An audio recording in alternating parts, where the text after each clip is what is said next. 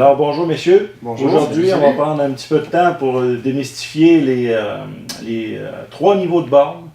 Si on commence par la borne de niveau 1, Michael. En fait, la borne de niveau 1, c'est la borne qui vient avec le véhicule quand on la jette. C'est une borne de dépannage qu'on va utiliser quand on n'aura pas accès aux autres types de bornes de niveau 2 ou 3. C'est une borne qui va vous apporter environ 6 km par heure de recharge.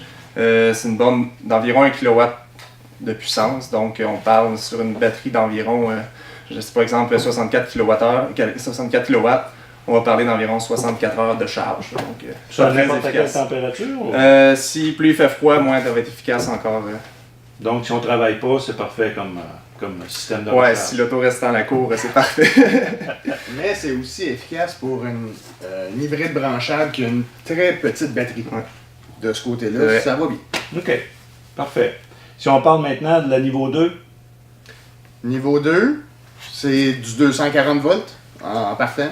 Il y a des niveaux de 30, les bornes vont de 30 à 48 ampères en général.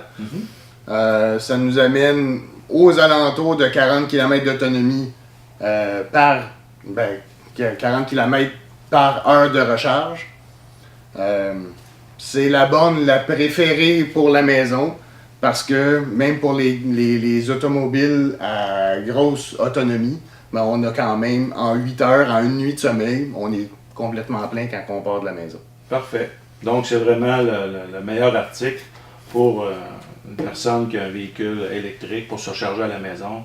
C'est ce qui est le plus recommandé en fait. Voilà. C'est ce que ça prend. Exactement. Puis en même temps, ça a beaucoup d'avantages, dont que ça nous permet de faire du préchauffage en hiver. Oui.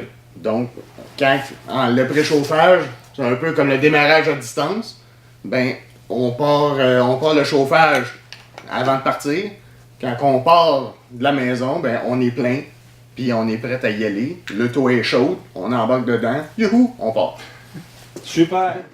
Donc maintenant, si on parle de la BRCC, donc appelée souvent la niveau 3, on retrouve ces bornes-là à quel endroit? C'est retrouvé, dans le fond, c'est le circuit électrique souvent qu'on va utiliser ou les bornes de recharge flow. On va retrouver ça sur les artères ou dans les commerces, des endroits stratégiques dans les villes. Ces bornes de recharge-là sont dites rapides, donc c'est ce qui va être le plus rapide par temps de charge. On va parler d'environ 500-600 km d'autonomie par heure de recharge. Encore là, c'est typique à chaque voiture. C'est sur ces bornes-là qu'on va avoir la plus grosse différence. Par temps froid, ça va être moins efficace. Par temps chaud, beaucoup plus efficace. Donc, si on arrive avec une batterie complètement froide, ces chargeurs-là vont être beaucoup moins efficaces. Plus la batterie va être chaude, plus on va savoir se servir de l'auto avant, plus on va recharger rapidement. Donc, ça varie beaucoup sur ces types de bornes-là. On s'en sert souvent soit sur des grands trajets, parce qu'on n'est pas capable de se rendre entre deux bornes de recharge de niveau 2, exemple.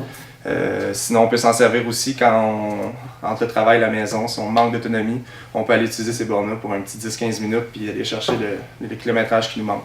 Donc, c'est des bornes qui sont super efficaces pour nous permettre de voyager un petit peu plus grande distance. La question qui revient souvent, c'est les gens qui sont justement branchés sur une borne rapide. Ils nous demandent souvent est-ce qu'on peut faire fonctionner le chauffage quand même si on est branché. Toi, Yannick, qu'est-ce que tu as à dire là-dessus? Je peux vous dire que oui.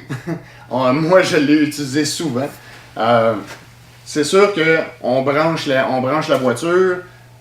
Après ça, on revient. Parce que pour partir la recharge, il faut que la voiture soit éteinte.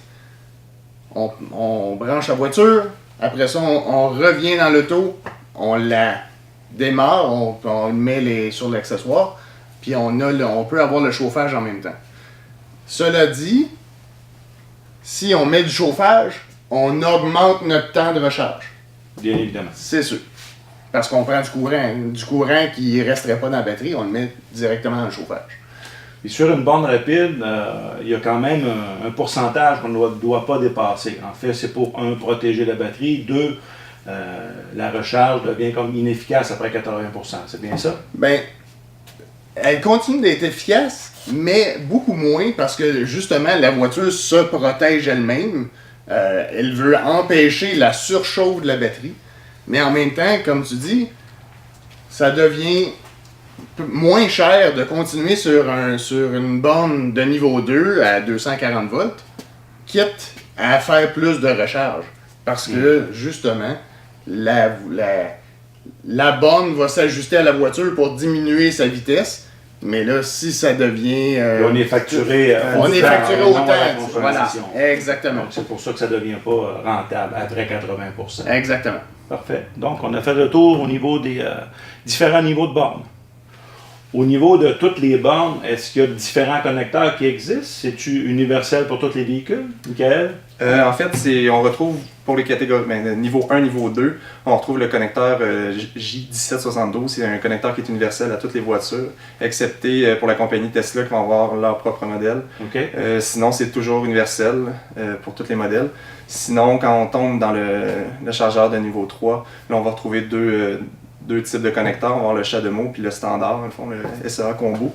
Puis ces deux connecteurs-là vont se retrouver toujours sur les bornes de recharge de niveau 3. Les deux vont être là, fait que peu importe la voiture qu'on a, même s'ils ne sont pas équipés du même connecteur, vous allez avoir accès sur toutes les bornes de recharge pour vous brancher. Si moi j'ai une voiture Tesla, j'arrive dans une borne de circuit électrique de niveau 2, puis mon connecteur n'est pas identique, qu'est-ce que je fais? La compagnie Tesla fournit où on a accès à acheter un adaptateur finalement qu'on va brancher pour pouvoir se servir des bornes de recharge de niveau 2. OK, donc,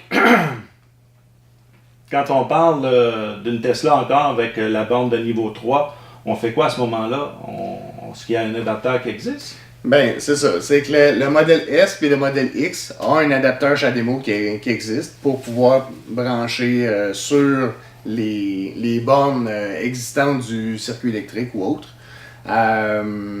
Mais pour l'instant, pas pour le modèle 3. Okay. Les modèles 3, ben, toutes les Tesla ont accès au supercharger que les autres voitures n'ont pas accès. Il n'y a pas d'adapteur qui se fait et la puissance des superchargers est beaucoup plus grande que ce que nos voitures sont capables de prendre.